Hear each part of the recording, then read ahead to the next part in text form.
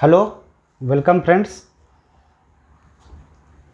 आज एक और केस स्टडी करते हैं। ठीक है, थोड़ा हमको और सर्कुलर प्रॉब्लम्स, जो सर्कुलर मोशन प्रॉब्लम्स हैं उनको सॉल्व करने में हमको और थोड़ी मदद मिलेगी। ठीक है, तो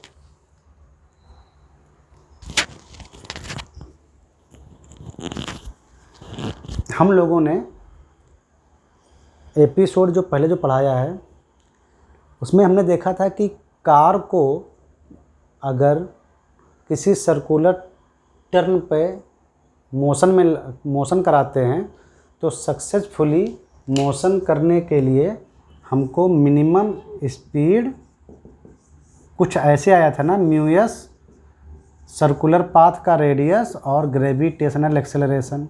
ये टायर्स और सड़क के बीच का स्टैटिक कोफिशिएंट ऑफ फ्रिक्शन था, ऐसा ही कुछ आया था। मिनिमम स्पीड मतलब मैक्सिमम स्पीड, मतलब इतनी मैक्सिमम स्पीड तक हम ड्राइव कर सकते थे, कुछ ऐसा हमने डिराइव किया था। इस कंडीशन में जो हमने स्टडी की थी वहाँ पर हमको सेंट्रीपिटल फोर्स कौन प्रोवाइड करा रहा था? टायर्स और रोड के यानी हाईवे जो भी था उसके बीच का फ्रिक्शन फोर्स ही प्रोवाइड करा रहा था ना।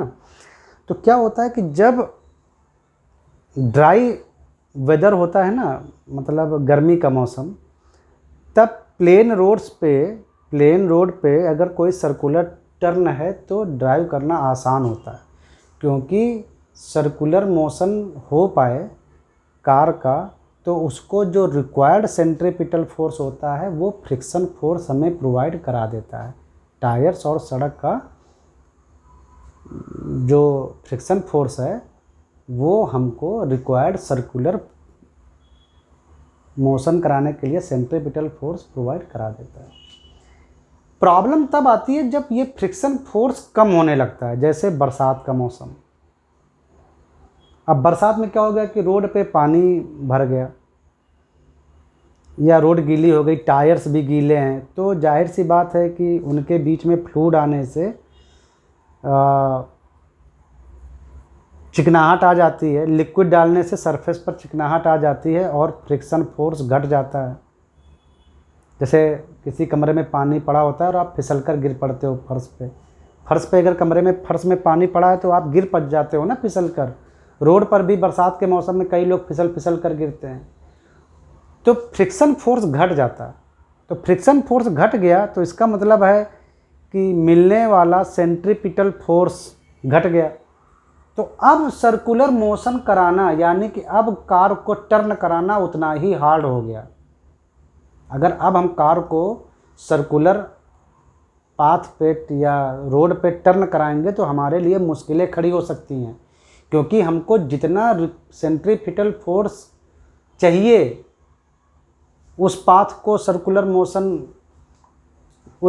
सर्कुलर मोशन कराने के लिए, वो तो हमें फ्रिक्शन फोर्स से मिल रहा था, लेकिन अब वो उसकी वैल्यू कम हो गई, रिक्वायरमेंट से कम फ्रिक्शन फोर्स मिल रहा है। तो क्या करते हैं,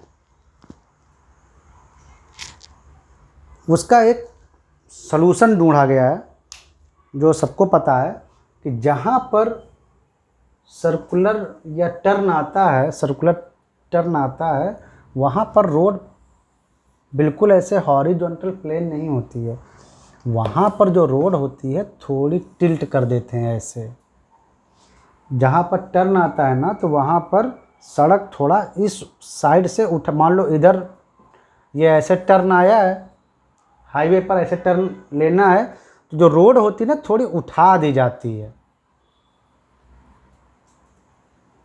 ये समझो, ये टर्न है, ऐसे ज़्यादा अच्छा लग रहा है।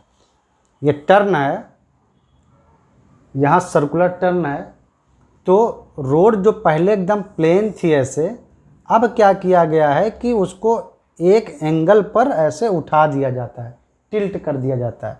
उसको बैंक्ड बोलते हैं, बैंक्ड रोड या टिल्टेड रोड। थोड़ा टिल्ट कर देते हैं। ये क्यों किया जाता है बता रहे हैं। इससे हमको कैसे हेल्प मिलती है बता रहे हैं।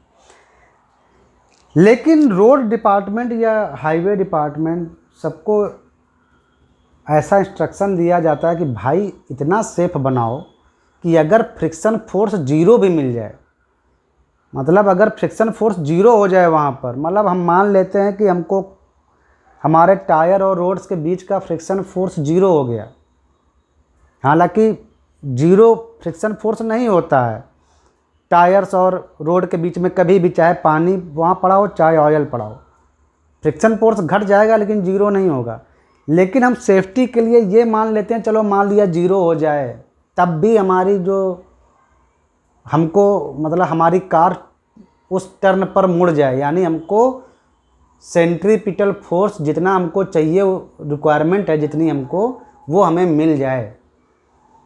तो सड़क निर्माण करने वाले विभाग को ये ऑर्डर दिया जाता है कि तुम ये सम्मान के चलना कि जो लोग गाड़ी चला रहे हैं उनके टायर पूरी तरह घिस गए हैं, टर्न मतलब एकदम, और रोड भी एकदम फुल्ली चिकनी हो गई है, यानी हमको फ्रिक्शन फोर्स का सपोर्ट सर्कुलर मोशन पर सेंट्रीपिटल फोर्स जनरेट करने के लिए नहीं मिल रहा है। तुम ये मान के ऐसा रोड बनाओ। तो रोड डिपार्टमेंट क्या करता है, एक रिक्वायर्ड एंगल पर सड़क को ऐसे उठा देता है टर्निंग पर। ऐसे ऐसे आप मोड़ेंगे तो देखेंगे सड़क थोड़ा ऐसे उठी, उस साइड से उठी हुई है और इस साइड से दबी हुई है, मतलब सड़क को थोड़ा टिल्ट कर देते हैं थीटा एंगल पर। अब हमको पता लगाना है कि ये थीटा एंगल कितना होना चाहिए, मतलब रोड को कितना टिल्ट करना चाहिए। अगर हमको इस पर से अपनी कार v स्पीड से मूव करानी, हमारी कार का मास m है, v स्पीड से हम चाहते हैं कि ये इस हाईवे पर टर्न पर ये मुड़ जाए, तो रोड को कितना उठाएं। और हम ये मान के चलते हैं कि हमें फ्रिक्शन का कोई बेनिफिट नहीं मिल रहा है, हमारे इतनी बारिश में हमारे टायर और सड़क के बीच का जो हमें बेनिफिट मिल रहा था फ्रिक्शन का, वो 0 हो गया है, यानी सेंट्रीपिटल फोर्स हमको फ्रिक्शन से अब नहीं मिल रहा है। तो अब किससे मिल रहा है, क्वेश्चन है ये। तो ज़रा देखते हैं।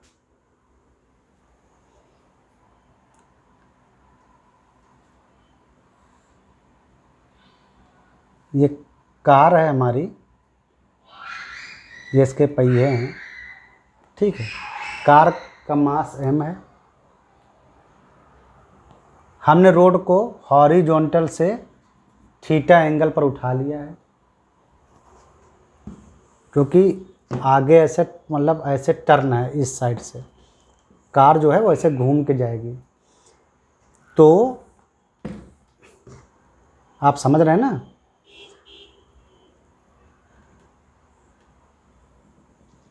इस कार का जो सर्कुलर पाथ है, मान लो उसका रेडियस r है, जो सर्कुलर जो टर्न है ना उसका रेडियस r है, बिल्कुल ऐसे ऐसे ऐसे ये चली जाएगी उस तरफ घूमते हुए, ये रोड ऐसे ही रहेगी आगे, ये कार ऐसे ऐसे घूमते हुए टर्न लेकर चली जाएगी। तो आप समझो कि ये सर्कुलर जो पाथ है हमारा हमेशा ऊपर से देखोगे आकाश से तो आपको समझ में आएगा कि कार ऐसे सर्किल पर जा रही है। यहाँ थोड़ा ड्रा करना, एग्जैक्ट ड्रा करना मुश्किल हो रहा है, चलो हम ऐसे बना देते हैं।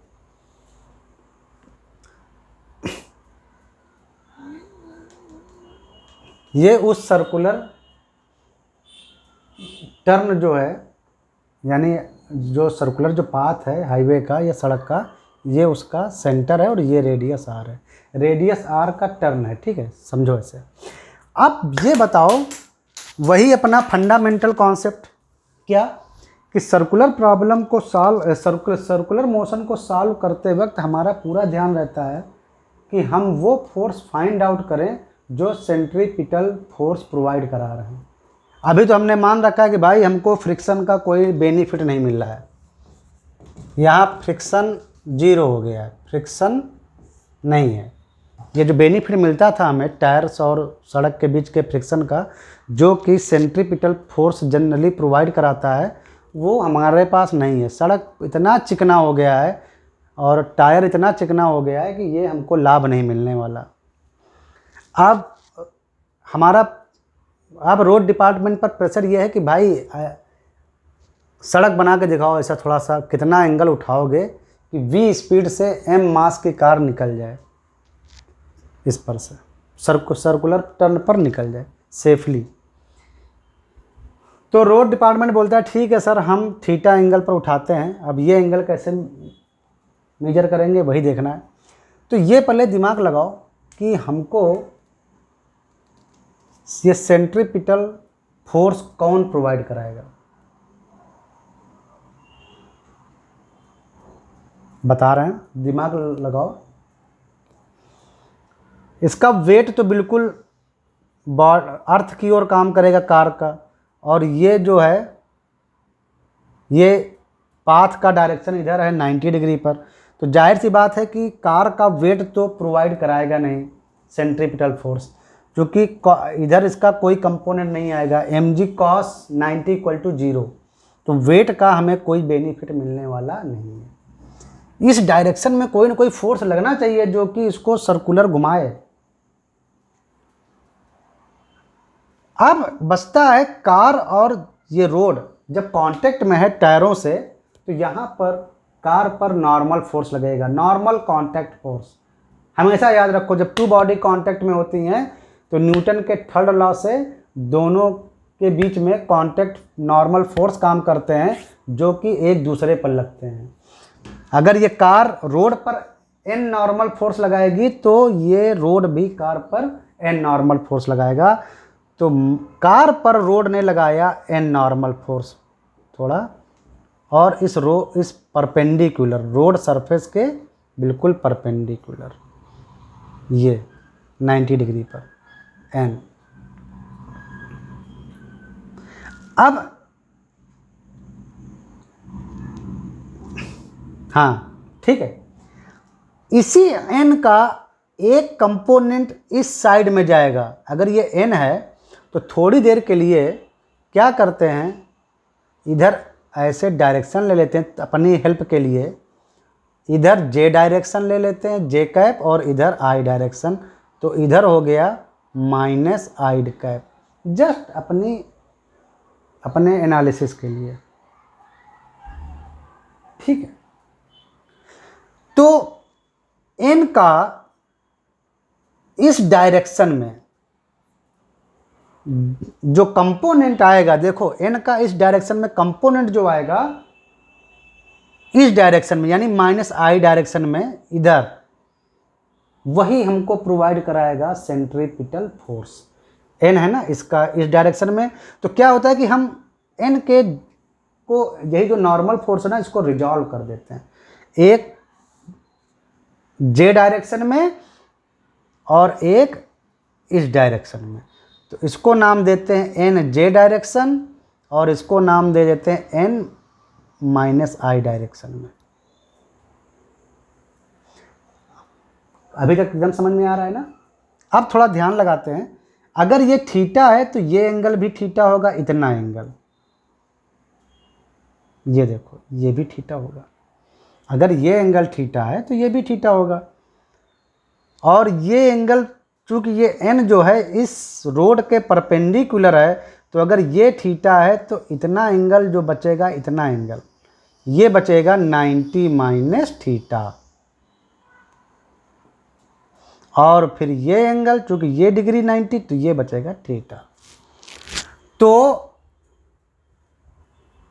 n का कंपोनेंट j डायरेक्शन में, यानी जस्ट वर्टिकल डायरेक्शन में, इसी नॉर्मल फोर्स का n डायरेक्शन में जो कंपोनेंट आएगा वो आ जाएगा n कॉस थीटा, और इसी नॉर्मल फोर्स का माइनस आई डायरेक्शन में कंपोनेंट मीन्स दिस डायरेक्शन, वो आ जाएगा एन साइन एन। चलो थोड़ा डिटेल में कर देते हैं। इसी नॉर्मल फोर्स का इस डायरेक्शन में यानी माइनस आई डायरेक्शन में यानी सेंटर की ओर, यानी उस सर्कुलर पाथ के सेंटर की ओर कितना आ जाएगा, एन कॉस 90 माइनस थीटा मतलब एन साइन थीटा। और जो यही जो है एन का वो कंपोनेंट, नॉर्मल फोर्स का वो कंपोनेंट जो माइनस आई डायरेक्शन में लग रहा है यानी कि सेंटर की ओर लग रहा है, यही फोर्स हमको प्रोवाइड कराएगा रिक्वायर्ड, जितना ज़रूरी है, सेंट्रीपिटल फोर्स कार को सर्कुलर मोशन कराने के लिए। तो यानी यही N sine theta M V square by R होगा, जहां एम कार का मास, वी कार की रिक्वायर्ड वेलोसिटी और आर उस टर्न यानी उस हाईवे का जो सर्कुलर टर्न है उसका रेडियस। अब हमको निकालना है एन। ये तो आ गया रिलेशन नंबर 1 हमको मिल गया। अब जरा देखो, जे डायरेक्शन में जरा मोशन देखो, जे डायरेक्शन में कार पर मोशन देखो। तो कार पर जे डायरेक्शन में एक तो फोर्स लग रहा है बिल्कुल ये वाला एन जे, मतलब जे डायरेक्शन में हम ले रहे हैं ना, तो थोड़ा ऐसे नहीं लिखना चाहिए था, थोड़ा तुम इधर से देख लो। तो एन का जे डायरेक्शन में कंपोनेंट ऊपर काम कर रहा है कार पे, और कार का वेट जस्ट बिल्कुल नीचे काम कर रहा है, जस्ट अपोजिट डायरेक्शन में, ये माइनस जे डायरेक्शन। ये जो एन का जे डायरेक्शन में जो कंपोनेंट था यानी ये फोर्स एन कॉस थीटा, ये काम कर रहा है ऊपर की ओर और उसका वेट काम कर रहा है नीचे की ओर, और ये जो कार है कोई अप मोशन तो कर नहीं रही है। इसका मतलब कि एन का ये कंपोनेंट और उसका वेट एक दूसरे को बैलेंस करने चाहिए। तो एन का जे डायरेक्शन में कंपोनेंट क्या आया था, एन कॉस थीटा, वही नॉर्मल कांटेक्ट जो फोर्स था ये एन, इसका इस डायरेक्शन में अपर कंपोनेंट आया था एन कॉस थीटा, और इसको बैलेंस करना चाहिए इस कार के वेट को यानी कार के mg वेट को, क्योंकि कार मूव नहीं कर रही है, कार कोई ऐसे तो मूव कर नहीं रही है, तो इस तरफ कोई मोशन नहीं है यानी कोई एक्सेलरेशन नहीं है, यानी अपर फोर्स और नीचे का फोर्स बैलेंस कर रहे हैं। यानी यहाँ से आया n equal to M G by cos theta. अब यहाँ पर वो n की वैल्यू रख दो, तो M G by cos theta यहाँ पे, और इंटू ये sine theta equal to M V square by R, M M cancel, sine by cos tan theta equal to V square by R G, यानी theta equal to tan inverse V square by R G. तो यानी सड़क को इस angle पर tilt करना पड़ेगा। इस एंगल पर टिल्ट करने से क्या होगा कि अगर सड़क के टायर्स और रोड के बीच में कोई भी फ्रिक्शन फोर्स हमको नहीं बेनिफिट दिया, तब भी हमारी कार सक्सेसफुली घूम जाएगी। और फ्रिक्शन फोर्स मिल जाए तो और मज़े हैं। अगर हमको फ्रिक्शन फोर्स प्रोवाइड हो जाए तो ये बेनिफिट और बढ़िया ही चीज़ है, ठीक है। लेकिन अगर फ्रिक्शन फोर्स नहीं हमको प्रोवाइड करा पाए, मतलब प्रोवाइड हुआ, इतना चिकना हो गया कि हमारी कार फिसल रही है, बिल्कुल जीरो फ्रिक्शन फोर्स, तो अगर रोड को ऐसे टिल्ट कर दिया जाए टर्न पे इस एंगल पर, तब भी हम सक्सेसफुली सेफली उस टर्न से निकल सकते हैं कार को ड्राइव करते हुए वी स्पीड से।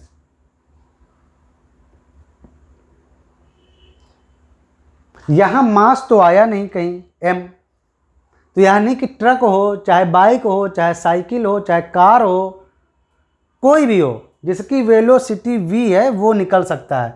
तो बेटर है कि v से ऊपर मत चलाओ, लेकिन v तक बढ़िया इसको ड्राइव कर लो। ट्रक भी निकल जाएगा, साइकिल भी निकल जाएगी, कार भी निकल जाएगी, जीप भी निकल जाएगी, सब निकल जाएंगे सेफली।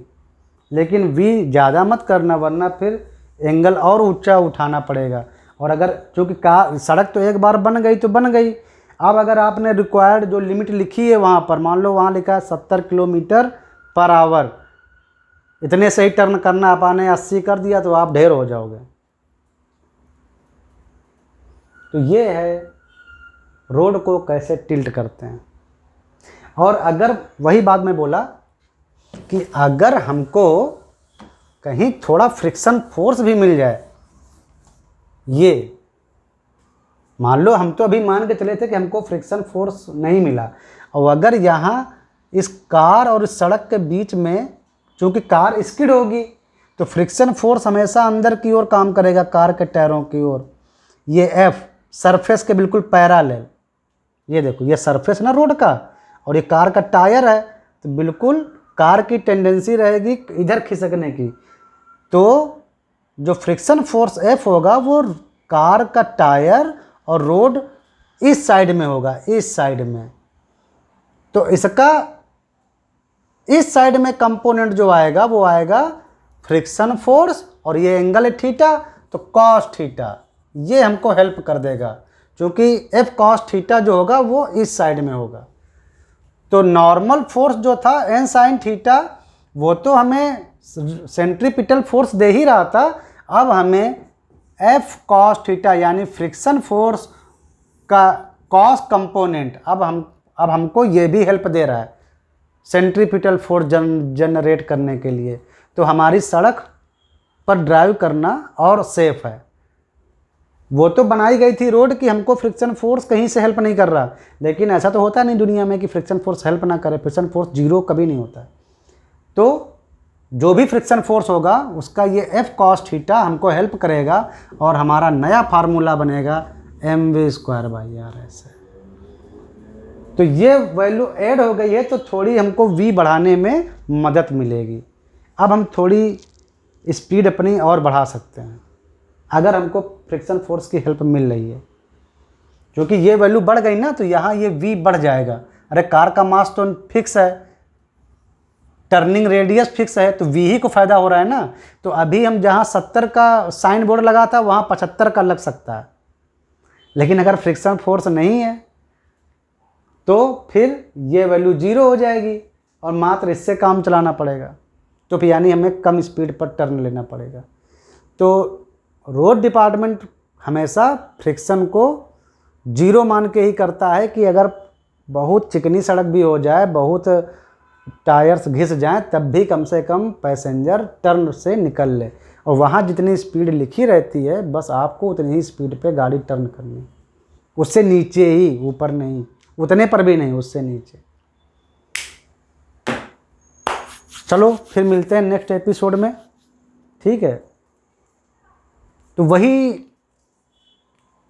फंडामेंटल चीज़ हमेशा याद रखना कि प्रॉब्लम सॉल्व करते वक्त आपको पता होना चाहिए कि सेंट्रीपिटल फोर्स जो कि रिक्वायरमेंट है वो कहाँ से मिलेगा, कौन सा फोर्स हमको वो मतलब सेंट्रीपिटल फोर्स दे सकता है। जैसे इस केस में कौन दे रहा था, कार और सड़क के बीच का नॉर्मल फोर्स का ये कंपोनेंट एन जो था, उसका इधर वाला कंपोनेंट एन साइन थीटा इस डायरेक्शन में। और अगर फ्रिक्शन फोर्स जो था, फ्रिक्शन फोर्स चूँकि सरफेस के पैरेलल काम करता है, तो टायर और रोड के बीच का फ्रिक्शन फोर्स ऐसे काम कर रहा था, तो ये कंपोनेंट एफ कॉस थीटा जो यहाँ मैंने भी लिखा था एफ कॉस थीटा, वो हेल्प करेगा सेंटर की ओर। ये दोनों मिलकर centrifugal force centripetal force provide कराएंगे। मैं सेंट्रीफ्यूगल फोर्स को नहीं मानता हूँ, बहुत सी बुक्स में लिखा रहता है, बहुत सी जगह लिखा रहता है, मैं नहीं मानता। असल में जब सेंट्रीफ्यूगल फोर्स लोग बोलते हैं जब जो पार्टिकल होता है वो अपना सर्कुलर पाथ छोड़ देता है, तब कहते हैं कि इस पर सेंट्रीफ्यूगल फोर्स लगा है। लेकिन ऐसा कुछ नहीं है। सेंट्रीफ्यूगल वर्ड हम नहीं समझ पाते हैं, न हमने आज तक माना है उसको। बस ये समझो कि सेंट्रीपिटल फोर्स अगर हमको नहीं मिल पाया तो पार्टिकल सर्कुलर मोशन परफॉर्म नहीं कर पाता है।